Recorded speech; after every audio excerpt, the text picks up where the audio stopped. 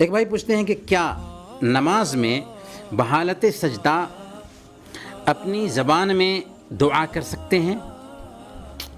دیکھیں، نماز میں سجدے کی حالت میں دعا کرنے کی ترغیب دی گئی ہے۔ صحیح مسلم کی روایت ہے، اللہ کے نبی صلی اللہ علیہ وسلم نے ارشاد فرمایا، اقرب ما یکون العبد من ربہ وہو ساجد فاکثروا الدعاء۔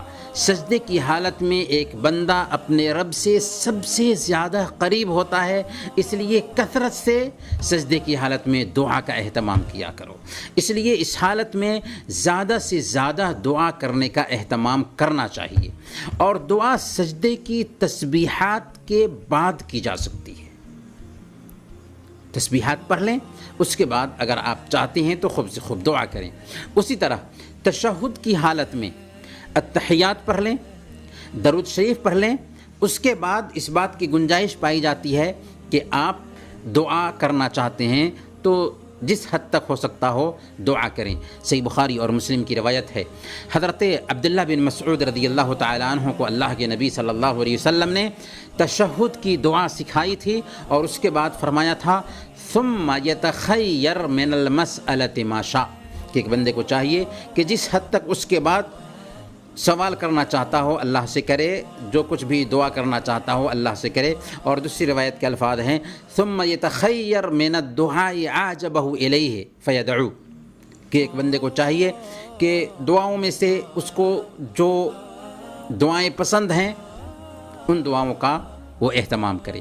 تو کہنے کا مطلب یہ ہے کہ اس بات کی گنجائش پائی جاتی ہے کہ نماز کے اندر جب آپ سجدے کی حالت میں ہوں یا سلام پھیرنے سے پہلے تشہد اور تحیات پڑھنے کے بعد، درود شریف اور تحیات پڑھنے کے بعد آپ کچھ دعائیں کریں۔ البتہ یہ جو دعائیں ہیں کیا اپنی زبان میں کی جا سکتی ہیں؟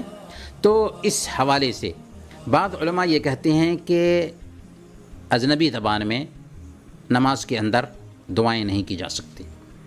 بعض علماء کہتے ہیں کہ اس بات کی پوری گنجائش پائی جاتی ہے کہ ایک آدمی اجنبی زبان میں دعائیں کرے۔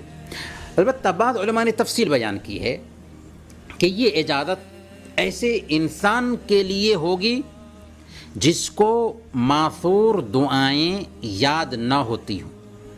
اگر کسی کو ماثور دعائیں، اللہ کے نبی صلی اللہ علیہ وسلم سے ثابت شدہ جو دعائیں ہیں، وہ دعائیں اگر اس کو یاد ہیں، کوئی بھی دعا ہو، زندگی سے متعلق ہے، دنیا اور آخرت سے متعلق کوئی بھی دعا جو اللہ کے نبی صلی اللہ علیہ وسلم سے ثابت شدہ دعائیں ہیں، اگر یہ دعائیں اس کو یاد نہ ہوتی ہوں تو اپنی زبان میں بھی سجدے کی حالت میں یا سلام پھیرنے سے پہلے وہ دعا نماز کے اندر کر سکتا ہے۔